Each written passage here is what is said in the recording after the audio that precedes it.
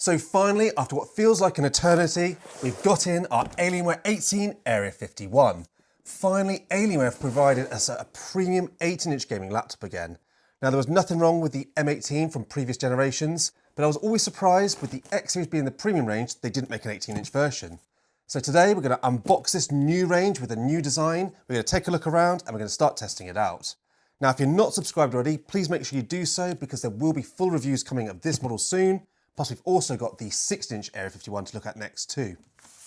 Let's open the box. Now that is one big box for this 18-inch, but it's very slim. So opening it up, be more alien. If you can see that on the top cam there. This is quite a big box to fit on my desk. So on the side, we have a power brick. It's a nice curved design that we've been getting recently. That is 360 watts. And then we've got our UK power lead. Now this is bought in the UK Dell store. We don't get any configurations here. So it's the 5080 model with the Intel 275HX. But if you are in the United States, they have the 5070 Ti right the way up to the 5090. So you've got a bit more choice. Personally, I'm quite happy with the 5080 for this model. So that's not an issue for me. Now here it is wrapped. Does feel quite heavy. I'll put that to the side and see if we've got anything else. We have a little alien packet here. So it looks like a quick guide and support. Welcome to Alienware with all their details. Some alien head stickers, need those. And some regulations, which we're not even going to bother with. So that's it in the box, nothing else. Let me get rid of that. So, let's see how this is wrapped. It doesn't come in the pretty case that the X16 series came in. It looks like they're trying to cut down on sort of packaging, where they're becoming more sort of environmentally friendly. Though I'm not bothered by that. It did used to be quite nice, that lovely sort of magnetically closing Alienware box that you used to get, especially when you're spending this much money for a laptop. So, it's wrapped with a nice little fabric cover on the laptop itself. Let's take a look. Wow, there she is. That is absolutely beautiful. So this is the liquid teal colour in this anodized sort of shell. It looks stunning. Now, the X16 had a strange sort of 3-colour effect. I wasn't that keen on it, but this is like a real return to form for Alienware. That looks absolutely amazing. So as you can see, we've got this liquid teal on the actual shell here and a translucent fan vent that shines light through it, which we'll look at in a second, and the usual alien heads. If we spin it over, you'll see that we have the sort of see-through glass, sorry, my fingerprints already, see-through glass cover showing the actual heatsink and the fans. Those fans do light up as well. Now, with regards to the venting for this one, because obviously this is glass here, we've got some venting drawing air in underneath the fans, and I noticed there's a vent just under this sort of plate here as well.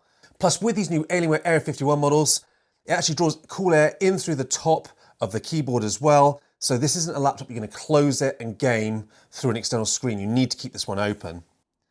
Now, you can see at the bottom here, we've got downward firing speakers, but there's actually 4 speakers, so 2 upward and 2 downward firing. A nice rubber strip right along the front, and then we've got some more rubber strips around the sort of the window area, so it sits nicely on your desk. And then with regards to the ports, on the left side, we have some exhaust venting and a full-size memory card slot and a headset jack. Now, I'm really pleased to see that because on the X16 range, all the ports were at the back, including these 2 ports, which was insane. Trying to plug in your headset around the back of the laptop was just stupid and it was a real pain in the backside. So, back on the side. Now, the one thing I would have liked to have seen is a USB-A or a USB-C on the side, but sadly they are all on the back. If we move to the right-hand side, you can see that we've just got some more venting and that is it. Nothing on the front, everything else on the back of the laptop. Now, we've got the power jack over on the left, HDMI 2.1, 2 Thunderbolt 5 ports. Now, just be careful here. If you buy the 5070 Ti and above, you'll get Thunderbolt 5 on these laptops. But if you buy the lesser range, I believe they're doing a 5060, 5070, they will only come with Thunderbolt 4. But obviously, at the moment, when you're like configuring it, there is only 5070 Ti and above. We've also got 3 USB-A ports and a 5 gigabit So that's really handy if you've got some faster network in your actual office or your home. You can see we've got the two rear firing vents, and they've got a lovely sort of curvature around them. It does look really classy this year. I'm really liking the styling. Now straight away you can see that this is a fingerprint magnet, so you're going to need your cloth handy if you want to keep this one clean. Always a shame with these laptops, but I guess because they are sort of glossy, what can you do? Right, let's just quickly check the weight, because this one is quite heavy. Hopefully my scales can go this high. So pretty much 4.2 kilograms for the laptop itself, so pretty heavy, but it is a large 18-inch. When we add that power brick, that takes it to 5.1 kilograms in your bag. So, you know, you're gonna be weightlifting carrying this thing around. But I mean, these are dense gaming machines, and they are gonna be sort of like powering some pretty high-end components, so I do kind of expect that. Now, I just wanna quickly talk about the specs. In the UK, as I say, we only got the one option. It costs £3,699 for this model. It's really expensive. If you're lucky enough to be in the United States, even with the tariffs, this only comes in at about £3,200 for the same 5080 and 275HX. So we do get ripped off over here. Right, let's open it up and take a look inside. So as you can see, they've sort of kept the color scheme. Let's just see the Alienware logo as we boot up. It automatically does boot as you open the lid. Now I have already set this up for Windows. So you can see the new alien head animation looks really nice. It automatically powers on when you open the lid, and I have already set up Windows and Windows updates so you don't waste your time. So Windows Hello facial recognition, so let me just quickly log in. Boom. We've got the lovely new Alienware backdrops, and that does look really nice. It sort of matches the theme of the laptop itself. Now, because I have got the 18, we get a full-size keyboard with number pads. I'm in the UK, which is why I got this strange enter key. You can also buy it with mechanical keyboards, like you always used to be able to, or the standard dome switch. I've got dome here because I wanted the UK keyboard. If you get the mechanical, you have to have a USA keyboard. With regards to the actual touchpad, it's a good size, it's glass, and it's lit. I love that. We'll look at changing the colours in a minute. By default, it comes with the nice blue, which matches the sort of feel of the laptop itself. So you might want to keep it with that, but there's plenty of effects that we can play with in a bit. You notice we have speaker grills either side for the upward firing speakers. Let's quickly check what they sound like. Speaker test of the Alienware 18 Area-51, starting at 50% volume.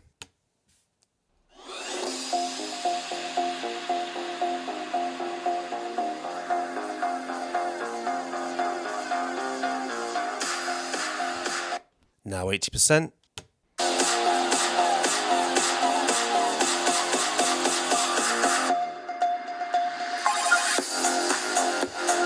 And 100%.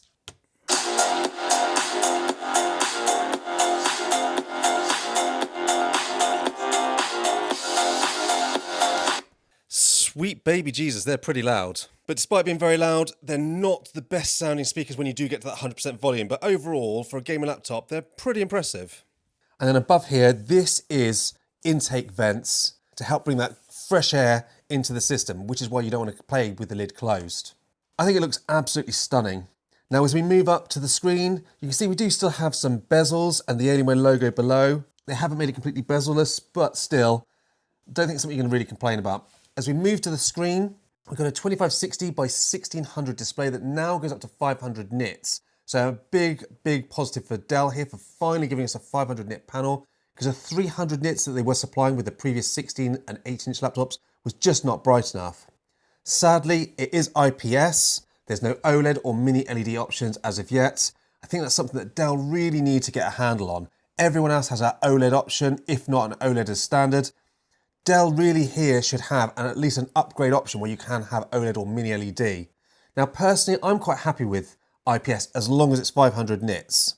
But I know a lot of people love that OLED goodness. But at least the screen is very fast. We get 300 Hertz. It's very responsive, and we will be moving it to the gaming desk to start playing some games in a minute just to check the thermals. Now above the screen, we actually get a 4K webcam. Now this comes as standard in the UK, but there is also a 1080p option. We're going to quickly test that out. So this is the new upgraded 4K camera on the Alienware 18 Area-51. Let me know in the comment section down below what you think of this new webcam. Do you reckon it looks a lot better? It is 4K now apparently. Let me know what you think. And as I mentioned, it has Windows Hello facial recognition, which is my favourite way of logging into Windows. Now, one thing that they've obviously removed over the M18 is we no longer have the alien head power button. We get just a standard power button. I think that's a real shame. I loved that alien head. It was kind of iconic when you press that alien head and it lit up. But there we go. You can see I'm on battery power because I'm in yellow. So whilst we're talking about the lighting, as I say, you can change all the RGB keyboard lighting. Let's take a look at the rear. And as you can see here, you get the rear lit alien heads and we get this beautiful translucent bar. Now before you got the mini LED strip that was along the back, and as beautiful as that looked, it was incredibly bright, which actually made it difficult when you're plugging in your accessories or peripherals. This new translucent bar just looks so much cleaner, a little bit more professional, and not quite so much gamery. I much prefer this new style, and it is definitely more useful. Easier to find those ports when you haven't got a light glaring at you. Now on the bottom, we do have the lit fans, so they will shine through the windows. I was expecting a bit more lighting in there. I thought it might actually light up the heatsink. Now that's a bit of a shame that it doesn't light up right the way along there, but let's be honest, when is anyone really going to pick up and show the bottom of their laptop anyway? Now once you're into Windows, it's a pretty clean install, which is very good. You get the Dell software for updating your system and the Alienware Command Center. Now, I've never been the biggest fan of Alienware Command Center. It's a little bit sluggish. I'm hoping it's going to change my opinion here because this is obviously a newer version, but it looks very similar to the X16 and M18 from last year. So you can see it does take a little while to load. Once you're in, you get full access to all the RGB lighting from here, from both the keyboard, the trackpad, and obviously the outer zones, as well as your profiles for your power, and also particular game profiles if you wish. It's something we're going to look at in much more detail in the full review. Right, so I'm going to quickly pause that there, and I'm going to move to the back desk, and we're going to just do some gaming and just test out how she runs and what she sounds like. Right, so I'm set up on my gaming desk, and before we just load up some actual games and just try out the machine, I want to just quickly mention a couple of things. Firstly, the great news with these Alienware is they are using the new 6400 megatransfers RAM, which you can see here in BIOS. I've got 32 gigabytes. It is upgradable as well, so we will be doing an upgrade as soon as I can get hold of a 128 gigabyte 6400 kit, which I'm really struggling with at the moment. Also in the UK, you can actually configure your SSDs, and I've put in a 2 terabyte Gen 5 drive in here. So it's great that you can actually have a Gen 5. It's the first laptop that's come configured with a Gen 5 drive. Now, as I mentioned, the CPU is a 275HX. It's the new Intel chip from this year. There is no hyper-threading on these chips, but they are supposed to be more efficient. Now, I'm not going to do too much in this unboxing, but we will be focusing a lot more on performance in the actual main review. But just very quickly, I ran a Geekbench 6 CPU test. And as you can see, the single core score is 2,799, which is pretty impressive with this new gen of chips. And the multi-core is 18,526. So these are a pretty powerful CPU, and obviously they do use quite a lot of wattage.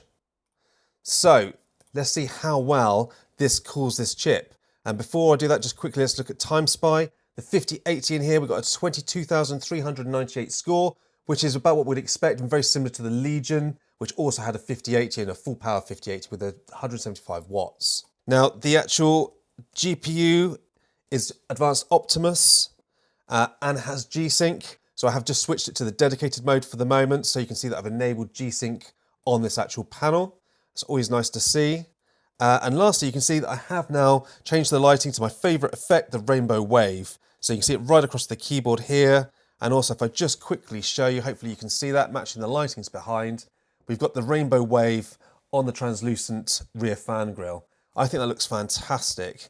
Probably will keep it with blue because it does match this laptop better, but it's nice that you've got these options within Alienware Command Center. Now back into Command Center, I've added in my Pro mouse. You can see I literally plugged it in and it's come straight in, which is great news. No worries or hassle adding your Alienware peripherals. And we can see straight away that I'm in the balance mode. I'm going to run this gameplay in the performance mode. So it's not the loudest profile, but it should give us pretty good performance. There is also an overdrive, which does max fans, and that's coming in at about 57 decibels, so pretty loud. And there's a custom mode, which we will be testing for the full review. But just having a quick look here, temperatures on idle, all looking very, very decent, about 50 odd on the CPU and 38 on the GPU. So let's just fire up a game and start seeing what the temperatures are like. Now I'm going to use the finals because I really like the finals, and it does use a fair amount of CPU and GPU.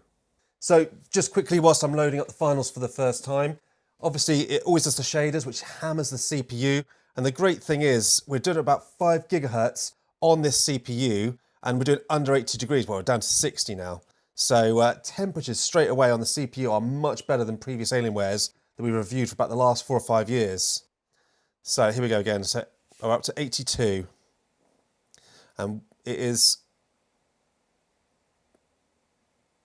37 decibels, just using that CPU, hammering that to do these shaders. So you can see using 77% of the actual CPU, we're up to about 83 degrees, 5 gigahertz. So it does seem not only a more efficient chip, but Alienware have really improved the cooling on the CPU at least so far this year. So we're going to try the GPU next. Okay, so we've just loaded up the finals. I'm in the performance profile, and I'm running this at epic settings, 600p, with no upscaling. So let's just see how it performs, and we're going to keep an eye on the GPU sort of wattage and the temperatures and the sort of like the level of performance on that CPU.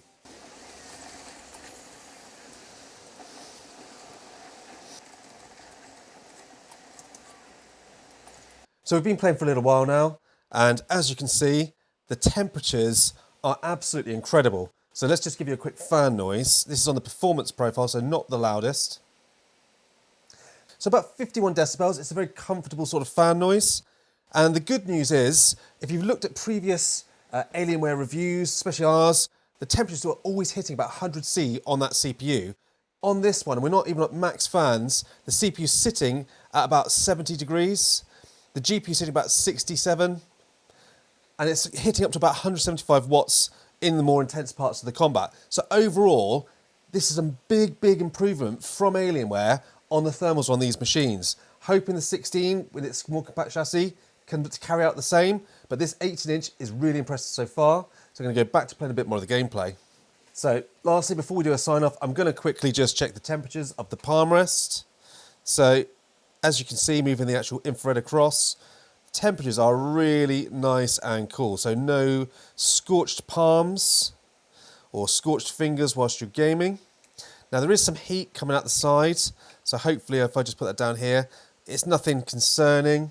You know, if you put your hand right beside, you're going to get a warm amount of air on your hand, but it's not going to burn you. Certainly comfortable gaming whilst playing on this 18. So there we are. That's our first impression and unboxing on the new Alienware 18 Area-51. Have to be honest, massively impressed. I haven't owned an Alienware myself for the last couple of years due to mostly the thermal issues and just not being that impressed with the design. This year is a big comeback from Alienware, and I'm seriously going to be tempted. Do I keep the 18 or the 16? So as I mentioned before, there's a full review coming of this Alienware 18 as soon as possible, and we will be having the Alienware 16 Area-51 unboxing first impressions coming very soon. Thanks for watching.